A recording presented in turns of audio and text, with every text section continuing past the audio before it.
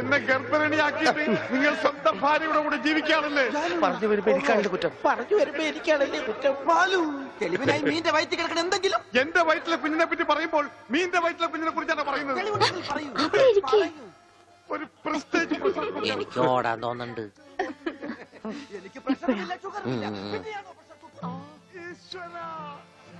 ഞാൻ ഓടാൻ പോവാ. അതല്ല പോട്ടെ, 45 രൂപ 50 പൈസക്ക് ബോംബെ ഡൈങ്ങിന് ഒരു ബെഡ്ഷീറ്റ് വാങ്ങിച്ചെന്ന് ഓർമ്മയുണ്ടോ? എല്ലാം പച്ചക്കള്ളം. ഞാൻ ബോംബെ കണ്ടിട്ട് പോലുമില്ല. നീ ബോംബെ കണ്ടിട്ടില്ല? എങ്കിൽ പോയി കണ്ടിട്ട് വേണം തെണ്ടി തയ്യക്കാരാ.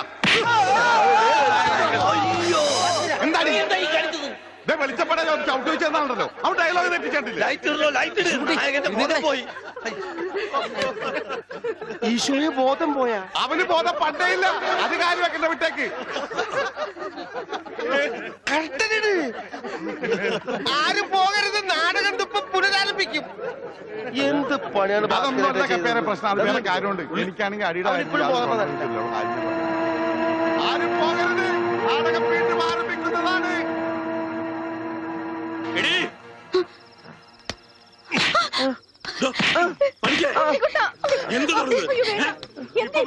ഇവന്റെ അസുഖം എന്താണെന്ന് എനിക്ക് മനസ്സിലായില്ലേ? പണിക്കരെ നിങ്ങൾ കാണിച്ചൊട്ടും ശരിയായില്ല. അത് പറയാൻ നീ ആരടി അസത്തെ?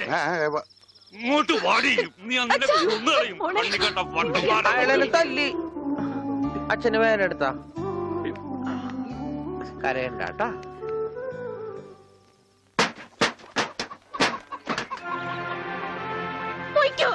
എങ്ങോട്ടെങ്കിലും പോയിക്കോ. ഇത്രയും നാൾ ഈ വീട് നോക്കാനൊന്നും ആരും ഉണ്ടായിരുന്നില്ലല്ലോ. എന്തെങ്കിലും ഒരു ആപത്തൊന്നും ആ മാഷ വീട്ടുകാർ മാത്രമേ ഉണ്ടായിരുന്നുള്ളൂ. ആ കുടുംബത്തോട് ചെയ്ത ക്രൂരതകളൊക്കെ ഇത്ര വേഗം മറന്നോ? എന്ത് പ്രായശ്ചിത്തം ചെയ്താലും അതിന് പരിഹാരമാവുക. ഉണ്ണേട്ടൻ ഈ അവസ്ഥയ്ക്ക് കാരണം അച്ഛനാ. അച്ഛനതൊന്നും പ്രശ്നമില്ലെങ്കിലും എനിക്ക് ആ കടങ്ങളൊക്കെ വീട്ടണം. മാഷിനോട് ചെയ്ത തെറ്റുകൾക്കൊക്കെ പോയി മാപ്പ് പറയും. എന്നിട്ട് വന്നാ മതി ഇങ്ങോട്ട്. അല്ലെങ്കിൽ ഇങ്ങോട്ട് എന്ന് വെച്ചപ്പോ. പണിക്കരെ, കുട്ടി പറഞ്ഞാലും കാര്യമുണ്ട്. താൻ ചെയ്തത് പൊറുക്കാനാവാത്ത തെറ്റ് തന്നെയാ.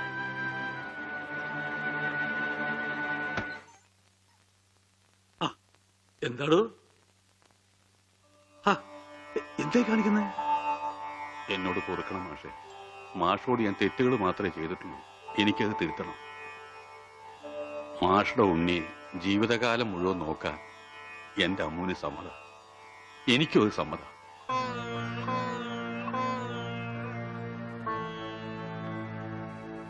ഒരു കടപ്പാടിന്റെ പേരിൽ സുഖമില്ലാത്ത എന്റെ മോനെ തന്റെ മോളുടെ തലയെ കെട്ടിവെക്കണ്ട.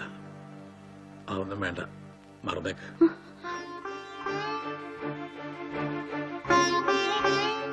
മോളെ, നീ ചെയ്യുന്നത് വലിയൊരു ത്യാഗമാണെന്ന് എനിക്കറിയാം.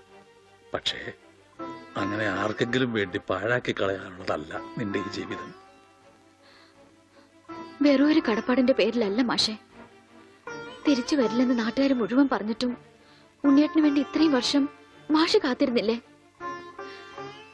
അതുപോലെ ഉണ്ണിയേട്ടന്റെ അസുഖമാണ് തടസ്സമെങ്കിൽ അത് മാറുന്നതുവരെ കാത്തിരിക്കാൻ ഞാനും തയ്യാറാണ്. ഈ കുട്ടി പറഞ്ഞത് വെറും ഒരു ഫാദറായ എനിക്ക് മനസ്സിലായി. ഈ ഫാദറിന് മനസ്സിലായോ? ഇനി എന്തോന്ന് ആലോചിക്കാൻ. നിശ്ചയത്തിന് പന്തല് വേണോ വേണ്ടയോ എന്ന് മാത്രം പറഞ്ഞാ മതി. ബാക്കി കാര്യം ഞങ്ങൾ ഏറ്റു.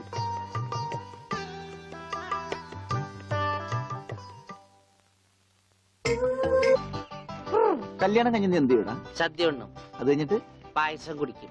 അത് കഴിഞ്ഞിട്ട് ഇല എടുത്ത് കളയും. അത് കഴിഞ്ഞ് രാത്രിയില്ലേ? രാത്രിയില വാതിലൊക്കെ കുറ്റിയിട്ടിട്ട് കിടന്നുറങ്ങും. കളഞ്ഞു. കിഷൻകുട്ടി വെച്ചത് പറ്റതല്ലേ?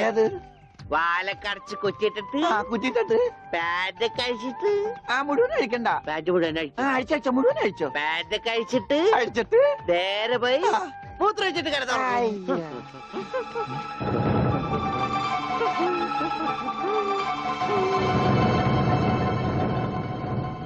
ഹായ് ഗോപി.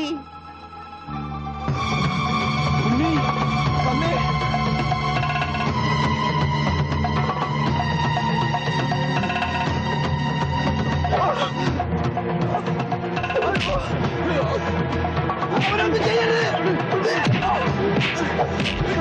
പുള്ളി ഓടി രക്ഷപ്പെട്ടു.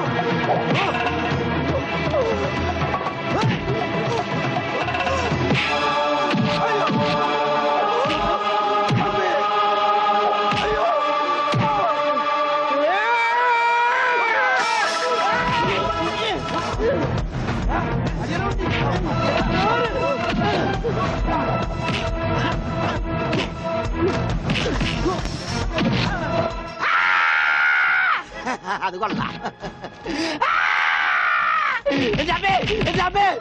നിർത്തിയിരിക്കണ എന്നാലല്ലേ ശ്വാസം വിടാൻ പറ്റുള്ളൂ. ഈ സ്പൈഡർമാനൊക്കെ സമ്മതിക്കണം.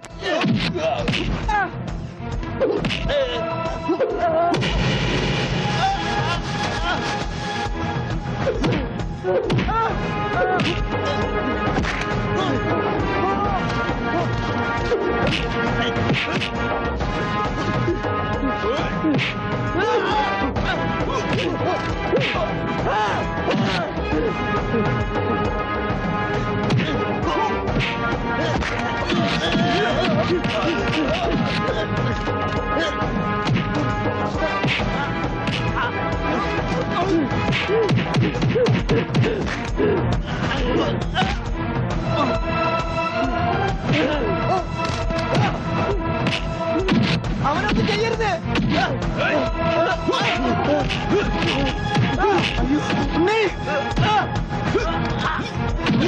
അവനെ തല്ലരുത്, അവനെ തല്ലരുത്, എന്നെ തല്ലരുത്.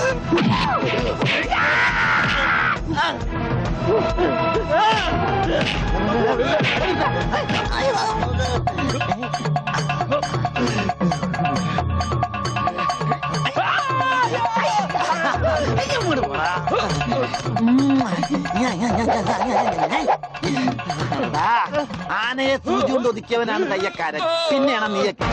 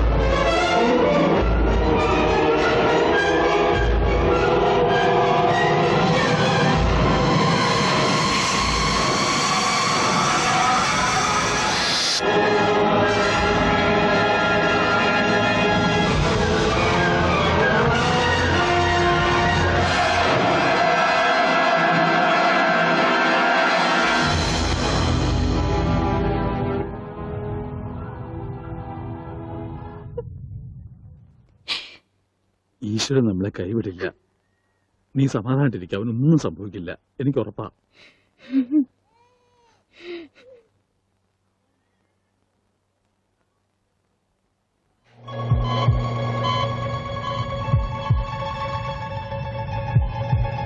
There is no intracranial hematoma, no space occupying lesion. ഡോക്ടറെ, ഉണ്ണി Don't worry, പേടിക്കാനൊന്നുമില്ല. He'll be all right. ഉടനെ റൂമിലേക്ക് കൊണ്ടുവരും. അപ്പൊ കയറി കണ്ടോളൂ. ഈശ്വരൻ